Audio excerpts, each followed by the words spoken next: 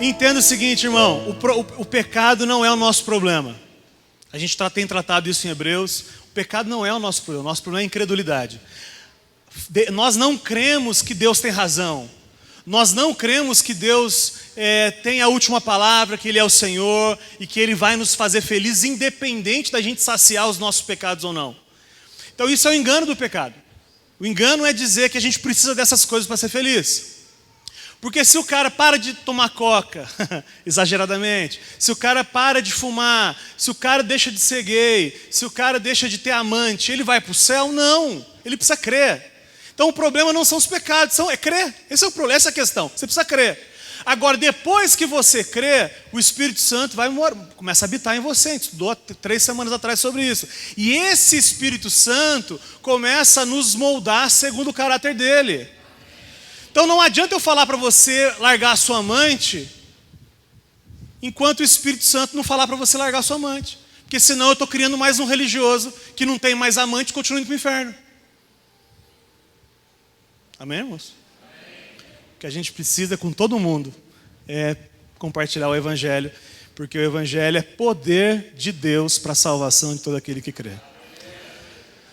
Agora sim, feche seus olhos, vamos orar. Senhor Jesus, o Senhor é presente, o Senhor é Salvador, o Senhor é o nosso Senhor. Aliás, nos perdoe, Pai, quando a gente transforma o Senhor na nossa imagem. Quando a gente cria um Deus segundo a nossa imagem, a gente inventa que você se preocupa com algumas coisas, a gente inventa que o Senhor não se preocupa com outras coisas, a gente inventa um Deus.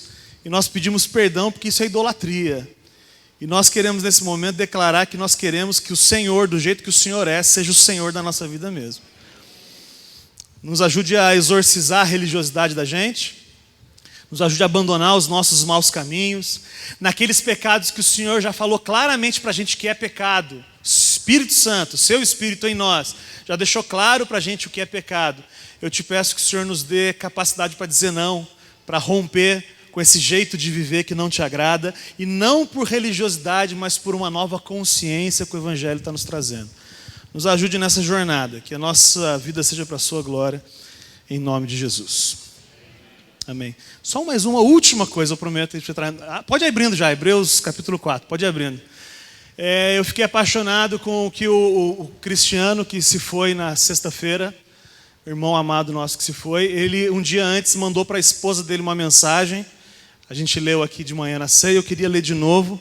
Ele disse para ela assim, no WhatsApp, assim que ele saiu da UTI, foi para o quarto, deram o celular para ele, depois ele mandou isso. Ele diz assim: Deus é bom o tempo todo Ele é bom. Na hora que eu tiver que ir, vou na maior alegria. Amém? Isso é Evangelho, irmão, simples assim. Não tem frescura, não tem medo. Só uma coisa que é importante, o pastor Eras falou de manhã sobre medo da morte. Nós não dizemos que se você tem medo da morte, você não está salvo. Não é isso. A questão é, por que você precisaria conviver com o medo da morte? Que sentido faz você ter medo da morte se a morte já foi vencida? Então não é que se você está na dúvida às vezes que você não é salvo, mas é mais do que isso. Está disponível para você uma vida absolutamente abundante, e isso inclui olhar para a morte e falar: lero, lero, você não me pega, porque quem crê não morre, é promovido. Amém, irmãos? Amém. Abre aí Hebreus capítulo 4. Eu queria ler os 2 anteriores do capítulo 3, tá? Hebreus 3,18 então. Hebreus 3,18. E a quem Deus se dirigiu quando jurou que jamais entrariam em seu descanso? Não foi ao povo que desobedeceu? Vemos, portanto, que não puderam entrar no descanso por causa da sua incredulidade. A incredulidade levou o povo a desobedecer. Desobedece então porque não crê. Desobedece porque não leva de fato a sério aquilo que Deus falou. Não acha que Deus tem razão. O pessoal está exagerando. Lucas está exagerando. A Bíblia está exagerando. A Bíblia precisa ser contextualizada. A Bíblia ela foi dita para um povo, já não se aplica mais. Isso é o engano do diabo. Quando a gente encara assim, a gente não crê que Deus tem razão, não crê quando Deus diz que tudo que a gente precisa é dele e não das coisas, e porque não crê nisso, a gente desobedece, acha que ele não é tão certo, não tem tanta razão como disse que tem. Toda a nossa jornada no livro de Hebreus tem sido desconstruir, o livro de Hebreus faz isso, desconstruir 4 coisas que a gente já falou muitas vezes, mas eu preciso repetir, de repente você está vindo pela primeira vez aqui, e eu vou ser muito rápido. 4 coisas que é pautada toda religião. Toda religião, pensa em qualquer religião, toda religião, ela é pautada em 4 coisas. Um lugar certo para se adorar a Deus, um dia certo onde eu vou nesse lugar certo adorar a Deus, uma pessoa certa que no dia certo, no lugar certo, vai fazer o jeito certo, e aí Deus não vai conseguir dizer não para a gente, ele vai ter que atender a gente. Então toda experiência religiosa é assim. Se um dia, irmãos, seja honesto, aquele dia que eu teve uma pregação, aqui na série de Hebreus, que eu chorei aqui, de fato Deus mexeu com muita gente, recebi muita mensagem sobre isso. Eu vi na semana seguinte um coração nosso, ainda religioso, de tentar reviver o momento de novo. Então muitas pessoas vieram na expectativa de que Deus vai se agir de novo. Como é que é? A gente se reúne no domingo, o Lucas fala, e aí a gente chora. E aí a gente vem nessa expectativa religiosa. E aí Deus fala assim, não, hoje não tem choro, hoje tem outras coisas. Hoje tem coca, não, tem outras coisas. Então esse coração religioso ainda existe em nós, de depois que a gente, sabe aquele negócio de cueca da sorte? É o mesmo espírito. Um dia eu conheci minha esposa e beijei ela, eu estava com essa cueca, e essa cueca agora é da sorte, e agora eu vou sempre usar ela em ocasiões especiais. Tudo isso é um coração torto. Então nesse momento agora que a gente está entrando em Hebreus, o Espírito Santo, através do autor, ele deixa claro a ideia de que ter um dia sagrado é pelo menos mirim. O autor de Hebreus vai expor agora no capítulo 4, que ter um dia sagrado, um dia diferente dos outros, é pelo menos mirim, podendo se tornar, inclusive, anti-evangelho. A ideia de ter um dia sagrado para guardar, alguns guardam o sábado, alguns guardam o domingo. Quem aqui já guardou o sábado ou domingo, diga ok. Tem gente que nem sabia que guardava, né? Tem isso também, né? Que ia na religião e aí nem sabia que isso era uma premissa da religião, que aquele dia era um dia sagrado, mas tá bom, não tem problema. Então Hebreus 4, que a gente vai ler, considera tão limitada a ideia de guardar um dia, um sábado ou domingo, que não explora tanto a heresia de um dia santo, mas explora muito a delícia do descanso e o quanto a humanidade foi ensinada no descanso. E o quanto que Jesus é aquilo que a humanidade sonha. Aquilo que você sonhou a vida inteira, irmão. Aquilo que você sempre trabalhou e lutou, tem um destino certo. Isso tudo se cumpre, tudo isso é cumprido e de fato satisfeito em Jesus. Quem mandou guardar o sábado? Responda. Deus mandou a gente guardar o sábado. Quem aqui guarda o sábado? Pronto, todo mundo está na roça, vamos embora. Chega, é isso? Deus mandou guardar o sábado e a gente não guarda o sábado. Ou guarda o sábado? Sim ou... Zum, zum, zum, zum. Uma vez eu fui pregar numa igreja sabatista. Ele falou assim, Lucas, você pode falar o que você quiser, só não me fale do sábado. Aí eu falei, mas por quê, cara? Eu guardo o sábado. Ele falou, você guarda o sábado? Eu falei, guardo. A questão é, o que é guardar o sábado? Porque você acha que guardar o sábado é não trabalhar um dia. E a gente vai ver o que o autor de Hebreus fala sobre essa delícia que é sábado e guardar o sábado. Então vamos construir junto. O Velho Testamento, ele tem uma função didática. Tudo que você vê no Velho Testamento é Deus se revelando ao homem. Tudo, de Gênesis até Malaquias. Acho que Malaquias é o último, isso? De Gênesis até Malaquias. Tudo que acontece lá é didático, ok? Então é Deus se revelando, deixando claro para você o que Ele pensa sobre você, o que Ele pensa sobre a vida, o que Ele pensa sobre a relação com o divino. Tudo isso o Velho Testamento mostra. Então, o que é que seria guardar o sábado com essa perspectiva? O que será que Deus nos ensinou quando Ele chegou para o homem e falou assim: galera, vocês têm que guardar o sábado? O que é que estava por trás dessa ordem de Deus, didática, que nos ensinava? Que a gente vai ver hoje se faz sentido ou não. Mas o que é que estava por trás disso?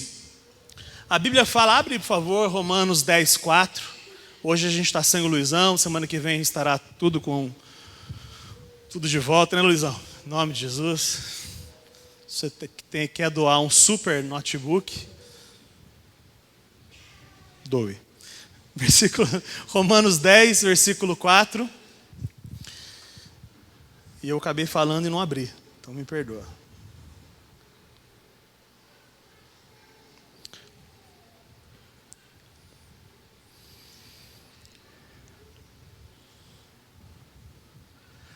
Romanos 10, texto conhecido, Romanos 10, versículo 4, diz assim: pois Cristo, porque o fim da lei é Cristo, para a justiça de todo aquele que crê. Na minha versão NVT diz assim: pois Cristo é o propósito para o qual a lei foi dada. Deixa eu repetir isso que é interessante para você que está perdido aí. Olha só.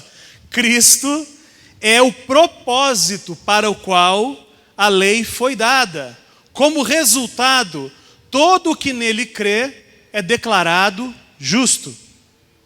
O fim da lei é Cristo, não é o fim só do encerramento da lei, porque Hebreus vai dizer no futuro que é exatamente isso. Cristo é o encerramento da lei.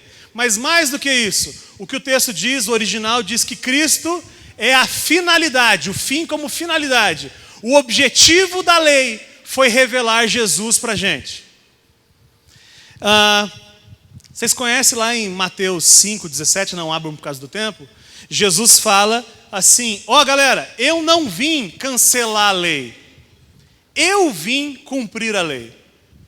Jesus não diz, pessoal, eu vim para que vocês cumpram a lei. Não é isso que o texto diz. O texto diz assim: eu não vim cancelar, eu vim cumprir a lei por vocês. Aquilo que vocês não poderiam fazer, eu vim fazer no lugar de vocês. Porque o fim da lei é Cristo. Por que é interessante isso? Porque cumprir a lei, João, cumprir a lei, era a prerrogativa do Messias. Presta atenção, irmão, dorme não. Só o Messias seria capaz de cumprir toda a lei. E aí aparece Jesus, que vem e cumpre toda a lei, provando para todo mundo da época que ele era o Messias. É por isso que nós cremos que Jesus é o Cristo. Nós cremos que Jesus é o Messias, ou seja, Jesus é o Cristo. Amém, irmãos? Até aqui tudo bem? Vamos construir junto. Agora, que lei é essa? Eu estou dando uma introdução só. Que lei é essa? Não são 10 mandamentos. 10 mandamentos é só um pedacinho da lei. Você não vai encontrar nenhum versículo na Bíblia que diferencie os 10 mandamentos dos outros 613 mandamentos. Ao todo são 613 leis no Velho Testamento, que Jesus cumpriu todas no nosso lugar, porque a gente não poderia cumprir. E a gente está mostrando todos os dias da nossa vida que a gente não consegue cumprir toda a lei de Deus. Diga misericórdia. É isso mesmo. Então, nesse mesmo capítulo que ele diz que ele veio cumprir a lei, e aí ele começa a expandir a lei. Irmãos, me ajudem aí, por favor, quem não tiver complicado. Levanta a mão, está difícil, tá bom? Me ajuda aí. Aquela ideia das plaquinhas a gente não botou para funcionar ainda. Várias plaquinhas, quem não estiver entendendo, levanta a plaquinha e a gente repete o que eu falei. Velho Testamento, antes de Jesus, Deus deu leis para o homem cumprir essas leis.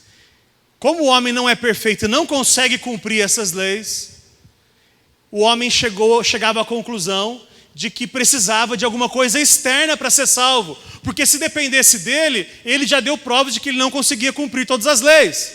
E aí Jesus vem e fala assim: eu vou cumprir a lei no lugar de vocês. Eu vou cumprir todas as leis no lugar de vocês. Aliás, o sacrifício eu vou fazer no lugar de vocês. Aliás, eu vou ser sacrificado quando na verdade era para vocês serem sacrificados. Eu vou no lugar de vocês. Então Jesus é o cumprimento de todas as leis. E aí ele começa a falar com o povo. Logo depois que ele fala isso, que ele veio cumprir a lei, ele fala assim: ouvistes o que foi dito aos antigos: não matarás. Eu, porém, vos digo que se você odiar alguém, você já é assassino dele. Então João pegou um mandamento pequeno e transformou ele num mandamento grande. Um mandamento, inclusive, muito mais power. Você concorda comigo, José? Aí ele diz: ouviste o que foi dito aos antigos: não adulterarás. Eu, porém, vos digo que se você entrar no Tinder, se você olhar para uma mulher que não é sua, você já adulterou com ela. Ele pega um mandamento frio e transforma aquele mandamento num negócio muito maior, muito mais profundo. Ouviste o que foi dito aos antigos. O que mais que ele fala? Estuda isso, Mateus 5 lá, tá? Então a pergunta: ele faz isso com alguns mandamentos? Ele fez só com alguns, porque eram só esses os mandamentos que ele estava ampliando? Ou ele simplesmente não foi em todos os 613 leis? É óbvio que ele não ia falar de todos os mandamentos que tem no Velho Testamento, e ele deu como cultura. Então o que ele diria sobre o sábado? Ouviste o que foi dito aos antigos: guardem o sábado. Eu, porém, vos digo. O que será que ele falaria se ele tivesse citado o sábado? Pensou nisso? Eu, porém, vos digo. Aprenda a descansar. É o que a gente vai entender hoje. Como é que Jesus encara essa questão, essa ampliação do Velho Testamento? Muita gente não entendeu no passado o que era o sábado. Muita gente hoje ainda não entende o que é o sábado.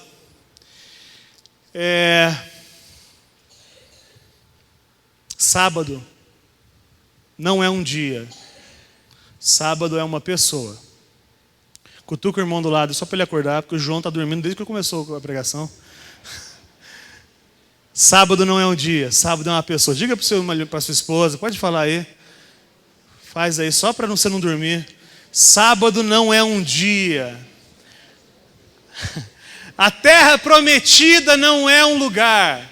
A terra prometida é uma pessoa. Diga isso também. A terra prometida não é um lugar. A terra prometida é uma pessoa. Sabe por quê, irmãos? Volta para mim.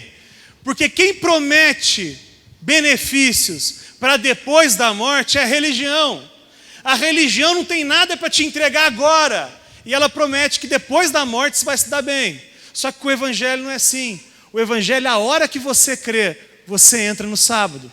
A hora que você crê, você entra no descanso. A hora que você crê, você entra na terra prometida. A vida eterna começa não quando você morre. A vida eterna começa quando você crê. É disso que o sábado está falando. Então sempre houve um sábado disponível. Lembra que o Velho Testamento é didático? Deus fala assim: em 6 dias Deus criou o universo e no 7º descansou. Então, se isso tivesse sido suficiente, ele não precisava depois de um tempo falar: pessoal, guarde o sábado. Mas aí o pessoal guardava o sábado. E aí ele falou: vocês vão encontrar descanso na terra prometida. Pô, mas eu não estava guardando o sábado? Deus já não tinha feito lá? Agora a gente entrou na terra prometida. Agora sim entramos no descanso. Aí Josué falou assim: não, falta um descanso ainda. E aí Davi fala depois que tem um descanso ainda.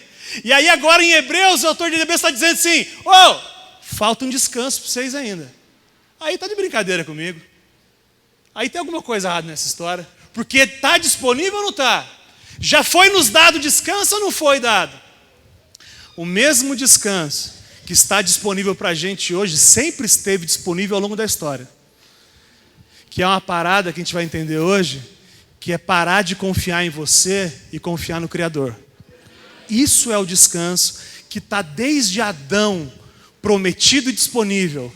E ao longo da história, todos aqueles ao longo da história que pararam de confiar em si e começaram a entender e confiar no Criador, entraram de uma vez por todas no descanso de Deus. Está disponível para mim? Está disponível para você? Versículo 1 de Hebreus. Então vamos lá, volta para Hebreus. Hebreus. Ué, era tão mais legal com você, ô Luizão? Chato aqui, hein, cara? Hebreus capítulo 4, versículo 1. Precisa de gelo. Tá perdendo gelo, cara.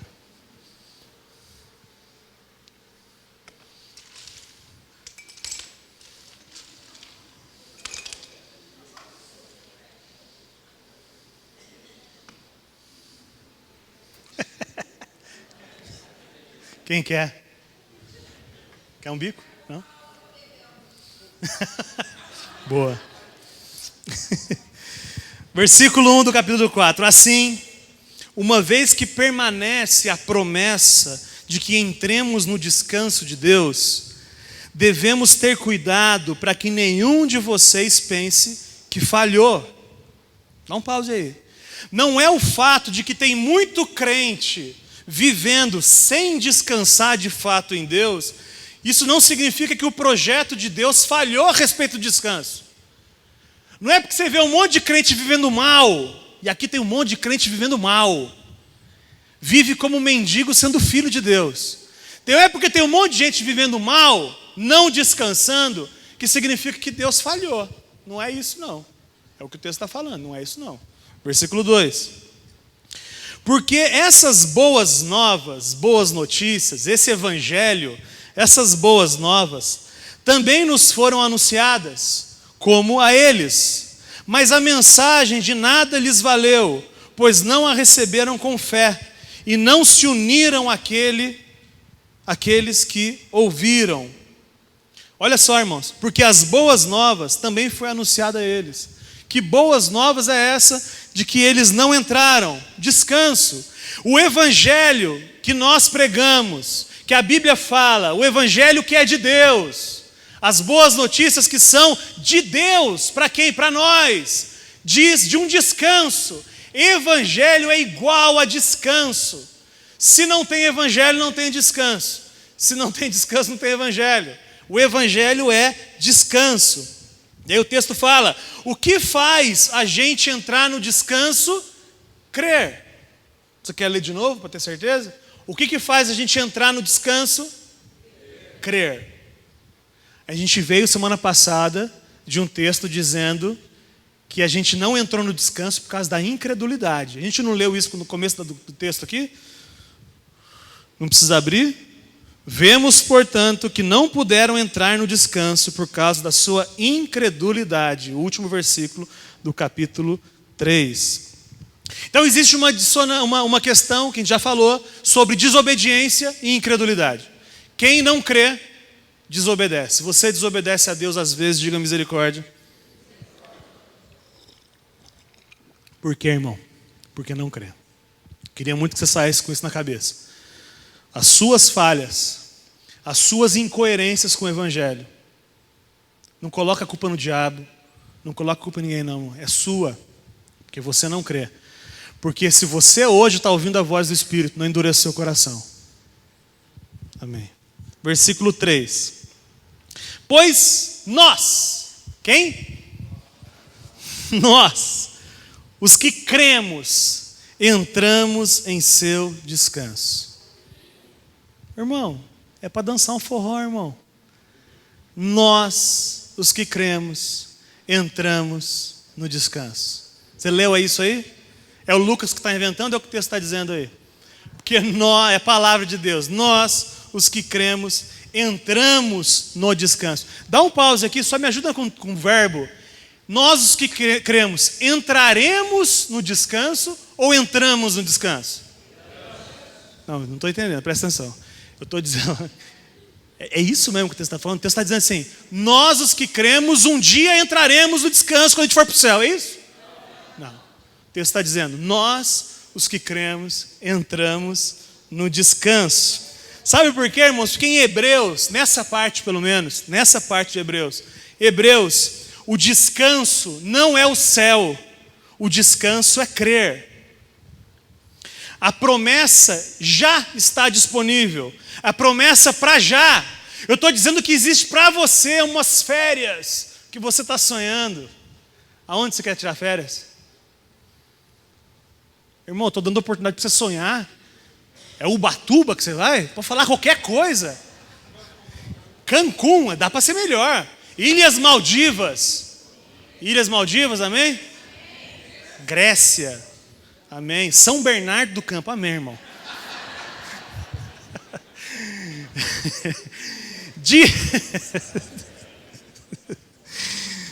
É uma promessa para já, férias. E não tem a ver com parar tudo e ir para férias. É com aquela sensação de férias o tempo todo. É disso que o Evangelho está falando. Não é a ausência de problema, é reinar em cima dos problemas. É o descanso disponível. Quem crê, entra no descanso. A incredulidade nos mantém, então, fora do descanso. Está pesado? Incrédulo. Está pesado? Não é o fardo de Jesus. Está difícil? Está no deserto? Está no deserto por quê? Porque não crê. Se crê, sai do deserto e entra no descanso. Eu não estou dizendo que eu estou 100% em todas as áreas da vida, irmão, amém? Eu estou dizendo que isso aqui é Jesus, o caminho é esse aqui, e nós vamos junto para lá. Eu não estou lá te gritando para você vem. Eu estou dizendo, vamos junto para lá, amém? Não estou pronto ainda. Então esse descanso, vamos continuar lendo o versículo 3. Pois nós, versículo 3, os que cremos, entramos em seu descanso. Quanto aos demais, Deus disse, assim jurei em minha ira, jamais entrarão no meu descanso. Embora as suas obras, Deus dizendo, é sobre Deus, estejam prontas desde a criação do mundo. Um descanso disponível desde a fundação do mundo. E está disponível para quem? Para quem crê. Desde quando? Desde a criação do mundo está disponível. Deixa eu falar uma coisa que eu falei numa das pregações e muita gente passou batido. Vou explicar de novo. Desde Adão até hoje, a salvação é pela graça mediante a fé. Desde Adão até hoje, quem não crê não está debaixo da graça, está debaixo da lei. Hoje, quem ainda não crê, experimenta uma relação com Deus de causa e efeito. Ou seja, se eu não sou perfeito, eu tomo uma cacetada de Deus. Mas nós, os que cremos, nós saímos debaixo da lei e agora estamos debaixo da graça. Isso ao longo da história. No Velho Testamento, a mesma coisa, salvação pela graça mediante a fé. E descanso disponível. Para quem? Para quem crê. Quando? De Adão até hoje. O sacrifício de Jesus, ele não muda os períodos. Jesus se manifesta na história. Algo que ele já fez muito antes do mundo existir. Confuso isso? Se você não entendeu, não tem problema. Manda um e-mail para o Richard. Versículo 4. Sabemos que estão prontas por causa da passagem que menciona o sétimo dia. Aí, Lucas, você esqueceu, você não leu esse. Aí, ó, o sétimo dia aí pronto. Tem que guardar o sábado, vamos lá. No sétimo dia, Deus descansou de todo o seu trabalho. Olha que interessante. Deus, de forma didática, na criação do universo, nos mostrou que a gente precisa descansar. E ele não está falando de parar um dia, de não trabalhar um dia. Ele está falando que depois de trabalhar muito, você precisa entender que o que você precisa não é trabalho, é o descanso em Jesus. Deixa eu te ajudar a entender. Deus trabalhou 6 dias e no 7º ele descansou, amém? E no 8º dia ele fez o quê? E no 9º dia? E no 1000º dia? Descansou. Ele nunca voltou a trabalhar nesse sentido.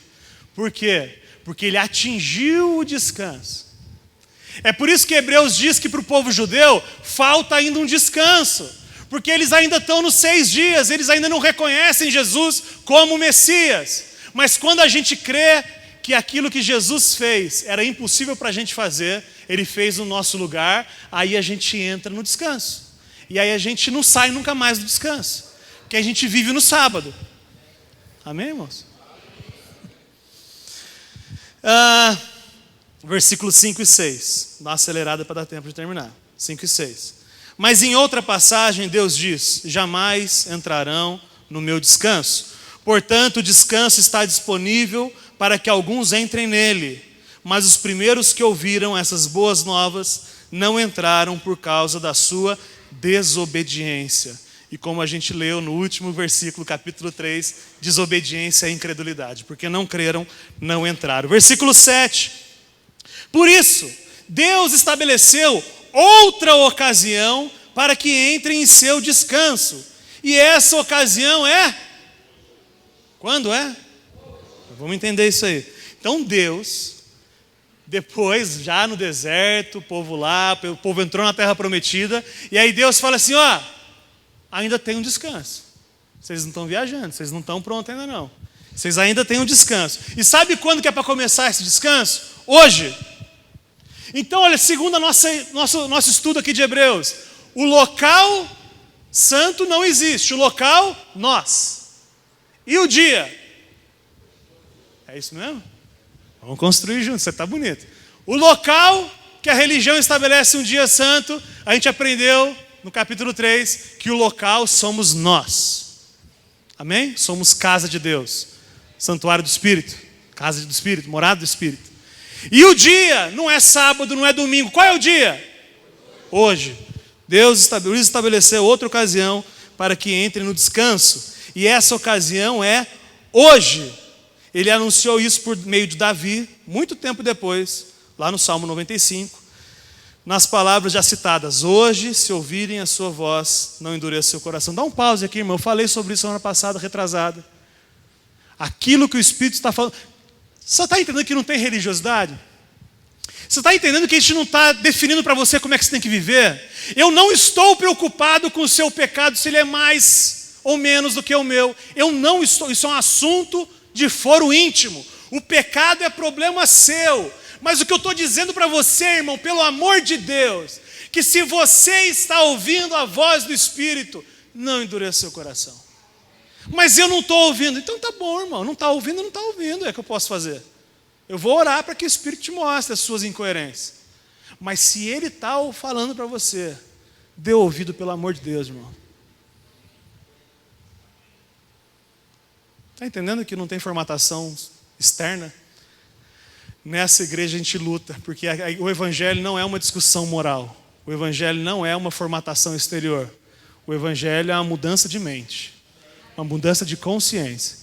Enquanto o Espírito não te incomoda, não tem nada que eu possa fazer. Mas a hora que ele começar a te incomodar sobre aquele pecado, sobre aquele site, sobre aquela amante, sobre aquele tipo de sexo, sobre com quem você está fazendo sexo, sobre o seu imposto de renda, sobre o seu imposto, seja o que for, irmão. Se ele não está falando, fique em paz. Mas se ele está falando com você, e ele está, não endureça seu coração. A gente vai ser mais santo. Santidade de verdade. Quem endurece o coração, então, a voz do Espírito, não entra, não desfruta do descanso. Eu estou dizendo para você que tem coisas na sua vida que você não desfruta do descanso, porque você está endurecendo o coração para Jesus, para o Espírito que habita em você. Cara, deixa de ser burro. Deixa de ser burro. Obedece e vive a delícia na sua vida, irmão. Você acha, pelo engano do diabo, que se você largar o osso, você não vai ser feliz. E Jesus está dizendo, tem um filézão para você aqui, cabeção. Solta essa porcaria aí, vem para cá. E você fala, não, mas eu não vou ser feliz se eu não largar minha amante. Não vai, isso é coisa da sua cabeça, é engano do diabo. Tome a decisão, obedeça. E aí, logo depois que você obedece, eu queria dizer para vocês que é uma verdade isso. Depois que você resiste, por exemplo, a uma tentação, não vem uma delícia, assim, uma brisinha assim, não vem? Uma chuvinha Não tem? No meio do deserto, uma chuvinha. Isso aí é o prazer de estar fazendo aquilo que você sabe que Jesus quer que você faça. Versículo 8. Se Josué lhes tivesse dado descanso, Josué na terra prometida. Se Josué, quando botou os 6 lá na terra prometida, se a terra prometida fosse o descanso, Deus não teria falado de outro dia de descanso por vir. Então não é de terra prometida que estamos falando, não é de dia que estamos falando, não é do exemplo que Deus descansou, não é nada disso. Do que é que estamos falando então? Vamos chegar lá. Então o povo entrou na terra e continuou, entre aspas, cansado. O povo entrou na terra prometida e não entrou no descanso. Se a terra prometida fosse a promessa, tudo já estaria cumprido. Nós não estaríamos falando disso. Mas a terra prometida que o povo entrou, o sábado que o povo guardou, o sábado que Deus descansou na criação, tudo isso era um mapa do tesouro. Tudo isso apontava para uma relação de descanso em Jesus das nossas obras. O que não faz sentido a gente ficar com o mapa na mão, curtindo o mapa, abraçando o mapa, depois que eu achei o tesouro. Faz sentido, irmão? Eu tenho um mapa, ele me leva lá para o tesouro, que é Jesus. Aí eu chego lá e falo, cheguei, aí abraço o mapa e vai embora com o mapa. Faz sentido isso? Guardar o sábado é isso. Guardar o sábado é não perceber que o sábado estava falando de Jesus, mas agora eu tenho Jesus, eu não preciso mais de sábado. Será que vocês estão entendendo, irmãos? Versículo 9. Logo, ainda há um descanso definitivo à espera do povo de Deus. Não é a espera daquele que não conhece a Deus, é o povo de Deus. Tem ainda um descanso. Versículo 10. Tem mais para viver, irmãos. Que o texto 9 está dizendo, versículo 9 está dizendo, tem mais para viver. Está medíocre. Medíocre é mediano. A ideia de medíocre é médio-ocre. É no meio da pedra. Ocre é pedra. Eu estou medíocre.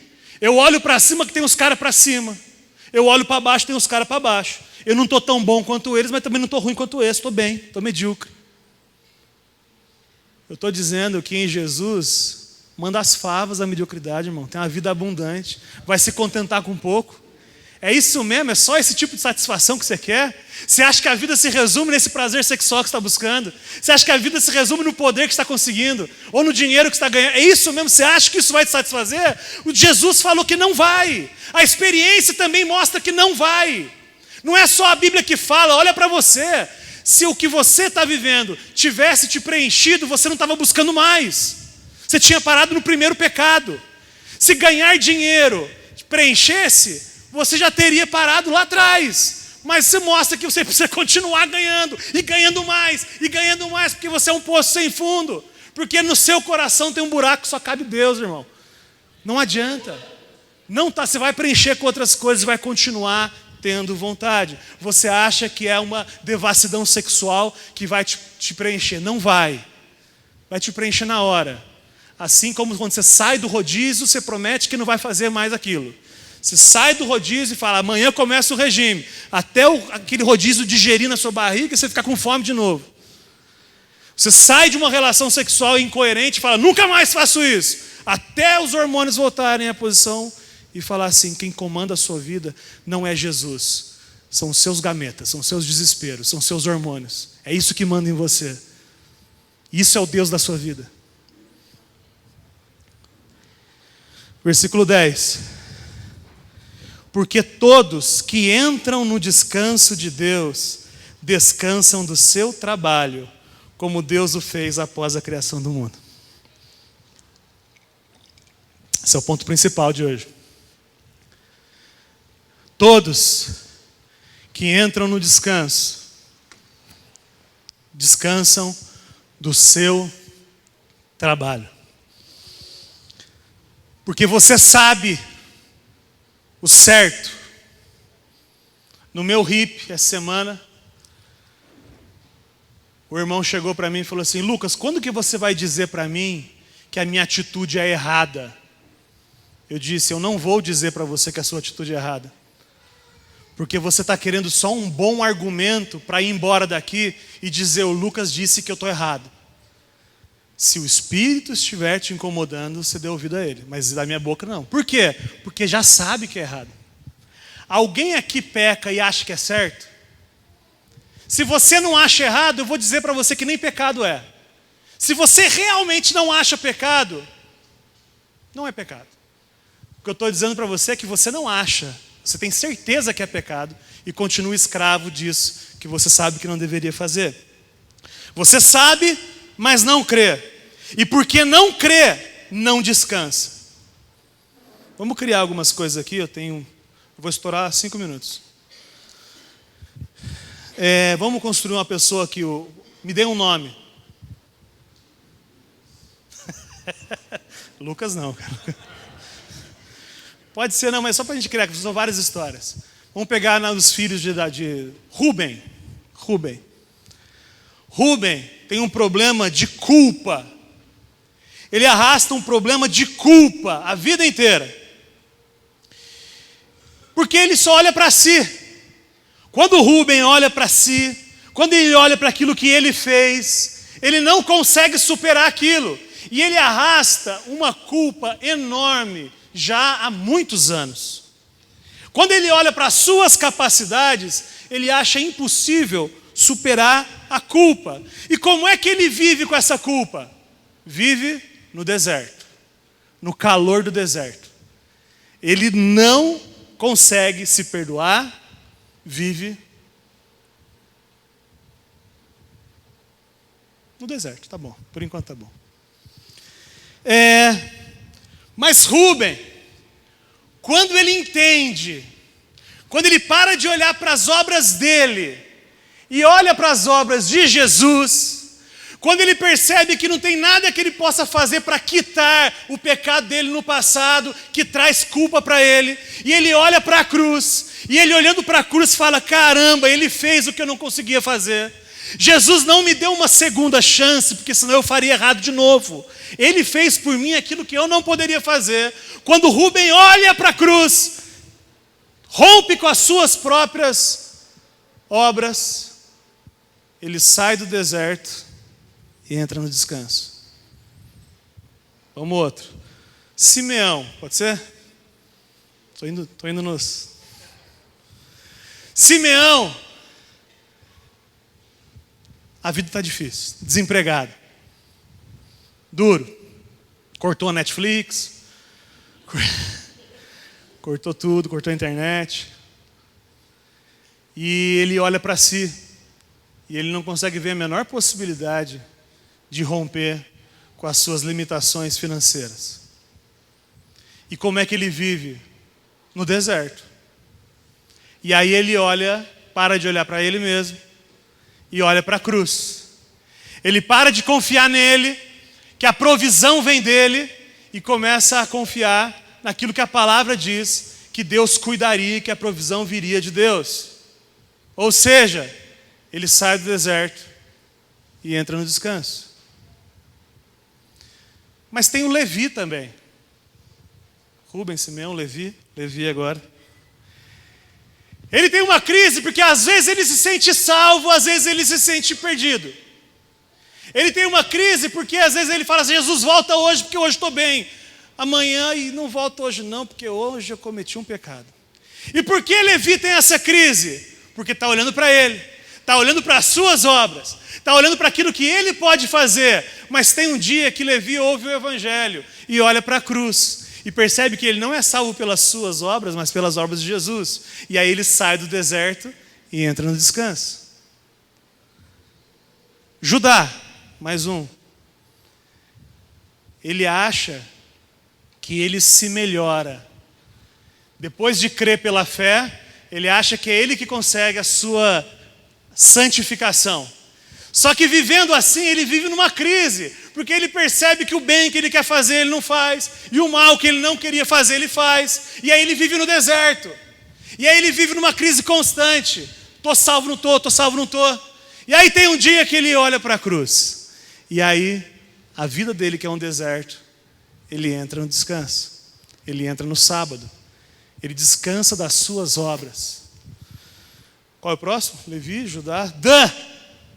Tem alguém que chama Dan aqui? Dan, não aparece aí não. Ele vive numa crise porque o marido, a esposa dele, não é salva. Ele vive numa crise porque ele não consegue transformar a esposa. E ele olha para ele, e já fez de tudo, já tentou de tudo, mas ele olha para ele e ele fala assim: eu não consigo salvar a minha esposa.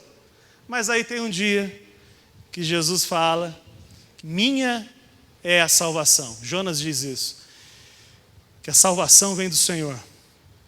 E aí ele olha para a cruz e para de viver esse deserto e entra no descanso de uma vez por todas.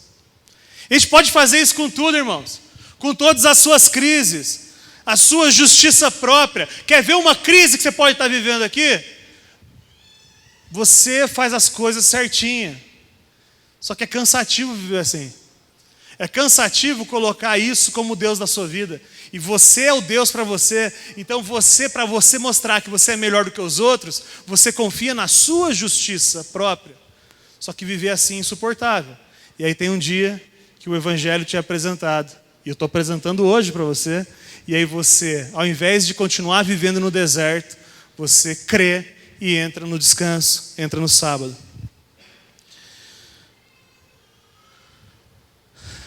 O descanso, ele está disponível para a gente. Está disponível para você. Está disponível para nós como igreja. Mas essa face do descanso individual é que é o assunto de hoje. Porque o que o texto está ensinando é que não tem pessoas dentro de uma mesma família, de uma mesma igreja, tem pessoas que estão e que não estão no descanso. Que tem áreas da sua vida que você está no descanso, tem áreas que você não está no descanso. E porque você não está no descanso, você vive um deserto nessa área da sua vida. E é cansativo ser você. E é cansativo viver como você. É cansativo porque qualquer lugar que você vai, você está lá. Você não consegue fugir de você.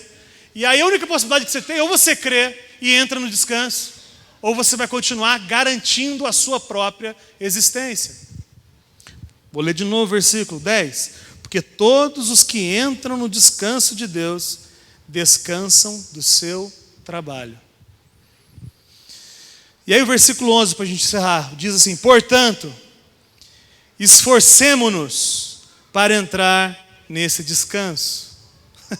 Mas se desobedecermos, como no exemplo citado, cairemos. Portanto, façam força para entrar no descanso. Porque eu vou falar um negócio para você, irmão. A nossa natureza caída quer tomar o controle e fazer, ao invés de descansar naquilo que Jesus fez. O nosso homem caído tenta o tempo todo tomar o controle da nossa vida. E aí te leva para o deserto. Nessas áreas todas e muitas outras. Na área da financeira, de provisão, salvação, santificação, salvação de um amado, justiça própria. A nossa velha natureza tenta te arrastar para o deserto de novo. E você vai para lá, escravo, porque você não crê. Mas a hora que você parar de olhar para você e confiar naquilo que Jesus fez, porque você lembra que você não é o Espírito Santo, não é você que transforma as pessoas, não é você que salva as pessoas, não é você que se salva, não é você que se santifica, não é você que provê para a sua vida. Quando você entende que é Deus que está no controle de tudo isso, você descansa das suas obras, porque percebe a sua inutilidade. A única coisa que sobra para a gente é descansar em Jesus. O maior ato de adoração a Deus é descansar nele. Eu vou repetir. Pega a minha foto preto e branco, escreve isso e publica. Quando eu morrer, vocês vão... Não vai acontecer nada. O maior ato de adoração a Deus é descansar nele, é descansar em Deus. O maior ato de adoração é parar de confiar em você e confiar nele. Esse é o maior ato de adoração a Deus. Então, entre no sábado, irmão. Guarde de uma vez por todas o sábado certo, o jeito certo mesmo de guardar. Não é um dia, é uma pessoa. Não é o lugar, é uma pessoa. Tem uma música que, infelizmente, o tempo está estourado. Oi? Não, eu vou cantar, eu ia tocar, mas vou cantar. Queria que você cantasse junto, quem conhece, é muito velha. Gravei essa semana enquanto cortava o cabelo. Ela fala assim: Não tenha sobre ti um só cuidado, qualquer que seja, pois somente um seria muito para ti. Isso é Deus falando, irmãos. É meu, somente meu, todo trabalho. E o teu trabalho é descansar em mim. É meu, somente meu, todo trabalho. E o seu trabalho é descansar em mim. Amém. Feche seus olhos, querido. Senhor Jesus, a gente está cansado de tentar na nossa força. A gente está cansado de fazer do nosso jeito e colher os frutos que são naturais das nossas decisões. A gente está cansado de viver no deserto, está cansado de não crer e por isso continuar desobedecendo. Mas também está cansado de tentar mudar na nossa força, senão a gente sai de um lado e cai do outro. A gente está cansado de tomar essa decisão na nossa força e não conseguir bancar ela depois. Então, de um jeito sobrenatural, Pai, eu te peço que nesses assuntos que estão vindo na cabeça dos irmãos, questão de pecados, de provisão, de salvação, a gente não quer tomar uma decisão cheia de vontade, baseada na gente. A gente quer tomar uma decisão baseada naquilo que o Senhor prometeu que vai fazer. Então nós estamos abrindo mão da gente, abrindo mão da nossa falsa segurança e confiando só naquilo que o Senhor faz. Não existe nada, nenhum lugar onde a gente possa se apoiar, a não ser no Senhor. Então nós entregamos a nossa vida e estamos nesse momento vivendo um sábado para a gente. Estamos entrando definitivamente no sábado da nossa vida. Estamos, entre aspas, guardando o sábado. Estamos de fato vivendo a experiência de não confiar na gente e de confiar no Senhor. Tenha misericórdia de nós, Pai. Está tomando uma decisão, a gente está orando, clamando para que o Senhor nos ajude. Aliás, a gente ora uns pelos outros agora também, porque a gente sabe da limitação dos irmãos também. Aquele irmão que veio na nossa mente sobre todos esses assuntos, nós oramos por ele também, para que ele encontre descanso na vida dele. Para que ele encontre um lugar de sossego, para que ele encontre a sensação de estar de férias, mesmo no meio dos problemas. Que o Senhor dê capacidade a todos nós que estamos aqui, Pai, a confiar no Senhor, a